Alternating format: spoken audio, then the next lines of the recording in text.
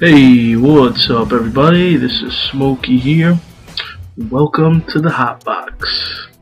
I'm going to be talking about the results for the UFC Versus 5, which was the headliner was Dan Hardy versus Chris Lytle, and it was a pretty awesome event. I thought.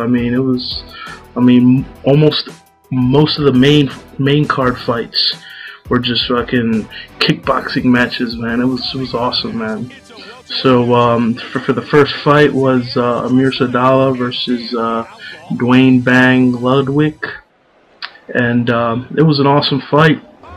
I mean, people really saw what Dwayne Ludwig can do. I mean, he really destroyed Amir Sadallah. Like, oh my god. I mean, it was just, he just had his movements down, the way he was moving from side to side and catching them with the hooks and combos with the kicks. It was just awesome. So, one thing we did see is that Amir Sadallah has a hell of a chin. Oh my god. I mean, there was a point where Ludwig caught him with the punch, and it looked like he was going to fall down, but then he kind of flinched and like kept standing, and I mean, you could tell he was hurting, and he was still just pushing forward, but he really couldn't do nothing. I mean, if I was him, I would have at least tried to like take this fight to the ground, because it was just, oh my god, it was ridiculous. But Dwayne Bang Ludwig really busted him up and won via decision, unanimous decision. You know, I really think now it's time Amir Sadallah has to go back and kind of, you know, work on his ground game or his wrestling, maybe. I mean, it was just bad, because on situations like this, I mean, what are you going to do? Are you just going to stand there until you get knocked out, or are you going to try to take this fight to the ground? That's why well-rounded fighters are always the best. I mean, and pretty much every champion is well-rounded, so I don't know why all these fighters don't see that. But anyway, on to the next fight was Donald Cerrone versus Charles Oliveira. This was I was actually shocked, because I mean, Charles Oliveira is a really good fighter. I mean, and the Cowboy, which I never doubted the Cowboy. Like, Donald Cerrone is a really good top fighter, and I'm pretty sure he's gonna climb up to the top 4 soon enough. So yeah, it was you know, Donald Cerrone started you know, opening up on Charles Oliveira, and Oliveira couldn't really do much until he caught him in the first round via TKO. I was very surprised Oliveira didn't, you know, try to, well, he did try to take it to the ground, but like I said, Donald Cerrone is a very well-rounded fighter, and I mean, he's got good takedown defense, and his ground game is really top-notch, and his stand-up is amazing, as you saw. So yeah, I was, you know, to Charles Oliveira, guess maybe he needs to start doing a little bit of wrestling, maybe. And I mean, I just don't get these Brazilian fighters thinking that Brazilian Jiu-Jitsu is all you need, when you need wrestling as well to get the fight to the ground. So, hey, whatever. Anyways, next fight, the co-main event. I was really pumped for this fight. It's an awesome fight. Jim Miller versus Ben Henderson. Ben Henderson's one of my favorite fighters. I was watching him when he was in the WEC, and he's a monster, and he's another really good, well-rounded fighter. Which, you know, he pretty much showed everyone that he is a huge threat here in the lightweight division in the UFC. I mean, even Jim Miller made that comment of, you know, oh yeah, the WEC guys, they're just gonna, you know, trickle down, and, you know, yeah, he pretty much proved you wrong, Jersey boy.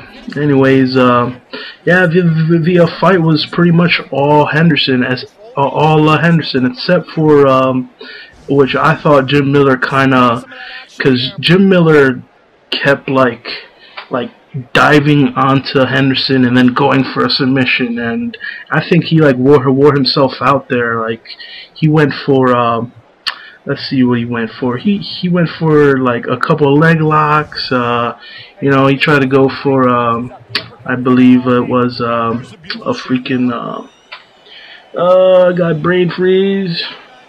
Anyways, yeah, but Jim Miller, he was just you know, after he saw that Henderson was faster than him, you know, had better stand-up, he really tried to get this fight to the ground. But he really didn't go for many takedowns, though. He just kind of went on the clinch, dove for an arm or something, and he, you know, he tried, though. He really tried, you know. But it's sad, you know, a 7-fight win streak, and now he's got to start all over again. But yeah, Ben Henderson won via unanimous decision. They went all 3 rounds, and whew, Ben Smooth Henderson, this guy is gonna be a champion, I believe. I mean, I definitely can see Henderson giving Frankie Edgar problems, giving Gray Maynard problems. I mean, this is, you know, I mean, we might even see Henderson versus Cerrone again, you know, part 3, you know, in the UFC, because, you know, Cerrone's coming up and Henderson's coming up, and I mean, Henderson already beat two really top-ranked guys in Bocek and now Jim Miller. So I mean, Clay Guida's in there too. So we'll just have to see how Zuffa does and how it all plays out. So on to the main event: Dan Hardy versus Chris Lytle. We once again saw how awesome Chris Lytle is, and I mean, it sucks that was his last fight, but it's awesome that he won it too. So I mean, Chris Lytle was an awesome fighter. You know, it's just how he fought was just amazing. He's just always forward, always trying to finish it. Every punch was a punch that could finish the fight. It's, you know, and his jiu-jitsu was just awesome as well. So, you know, but it was pretty much another kickboxing match, just like a lot of the other ones. I mean, it was just Dan Hardy, Chris Lytle sitting there standing, and you know, Chris Lytle just kept tagging Hardy, just tag. I mean, all I was seeing was Dan Hardy's little mohawk just shaking.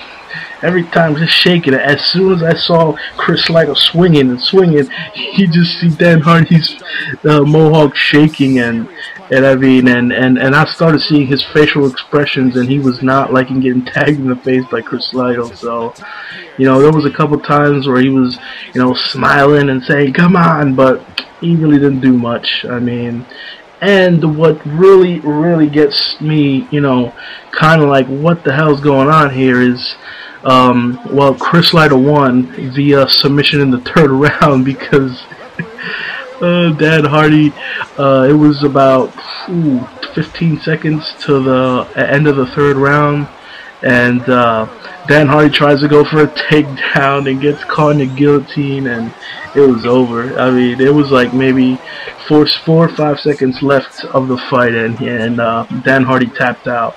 Which, you know, I mean, when GSP was fucking putting arm bars on him, he wouldn't tap, but with Chris Lytle, only 5 seconds left in the round, and he tapped. I don't get that. I mean, of course he probably didn't know, but, you know. But anyways, yeah, Dan Hardy loses. This is his 4th straight loss. I mean, and for some reason, they're going to keep him around. I'm not sure why. I mean, it's stupid, because there's better fighters out there that would lose only 3, and then they get kicked out.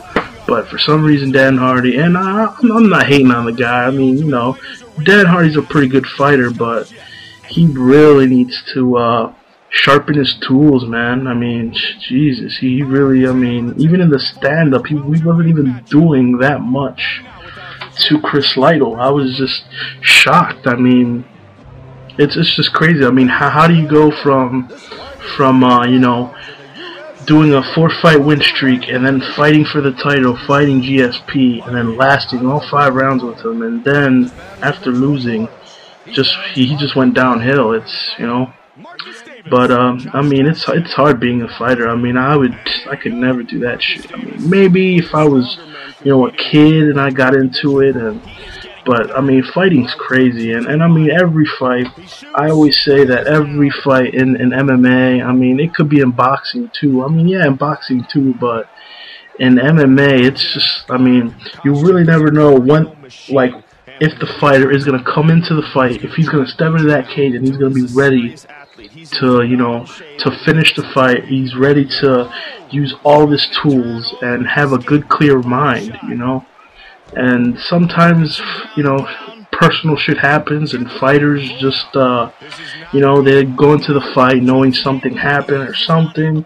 They go into the fight and they just kind of shut down and they just stand there and get pounded on or whatever. You know, but that's why I love this sport. This sport is just amazing on how, I mean, you just never really know, you know, who's gonna win and who isn't. It's, you know, but yeah, UFC live on Versus 5 was awesome. It was awesome. I mean, there was, you know, a lot of good kickboxing matches. It was awesome. I mean, it was almost like they just told them, all right, this is K1 rules here, guys. You guys just gotta stand and bang. But yeah, and also I wanted to also talk about some news in MMA. UFC signed a long-term deal with Fox, with Fox Broadcasting Station, which is going to be fucking awesome. Although I feel sorry for Spike, because Spike, you know, pretty much it was that spark that that the UFC needed to bring up MMA, and you know, now, you know, at the end of this year, Spike is gonna no longer be with the UFC, and the UFC is moving over to Fox, which is awesome because, I mean, I know, like me and many others, I don't have cable. So, I mean, and one of the channels that I do pick up on my TV is Fox. So I'll be so psyched and awesome if they start having verses or those events that they had on Spike, a couple UFCs, and they start having events on Fox. That's gonna be the shit, man. Like, for real. But yeah, I think that's huge news. And I mean, and now, I mean, because there's a lot of people that don't have Spike and never really saw UFC, but now, once they put UFC on Fox, I think it's gonna grow even bigger, and I think that's gonna be a huge milestone in pretty much the UFC and the sport of MMA to even grow even bigger. So, you know, that was awesome. And also, I want to give. Should I say this? Just want to say sorry to the family and the fighters of Sean Tompkins. It's a very tragedy. It's sad. I mean, he was only 37, but he was a really good coach, and you know, I'm sure a lot of the Canadian fighters and you know, and his family, you know, it's just sad. I mean, I've only saw like the little like previews of, you know, what happened, where, you know, he was found dead, but I haven't gone into and looked at the details and what's going on, which we are gonna have to probably wait for the autopsy anyway. So, but yeah, sorry, you know, that sucks, and yeah, and I thought for this episode, I think this is it. Please like and subscribe to my channel, the Smokies Hotbox. And yeah, I mean, I'm going to be doing tons of gameplays. There's a lot of games coming up, and definitely a lot of UFC events coming up and Strikeforce, so I'm going to be doing all that. And also, I'll probably start doing predictions and news for MMA. So I probably might do a UFC Rio prediction. So, alright guys, have a good one, and stay safe out there. Peace! Ladies and gentlemen, referee Herb Dean has called a stop to this contest at 1 minute, 44 seconds of the second round, declaring the winner by knockout, Josh Koscheck! Belichick is your winner.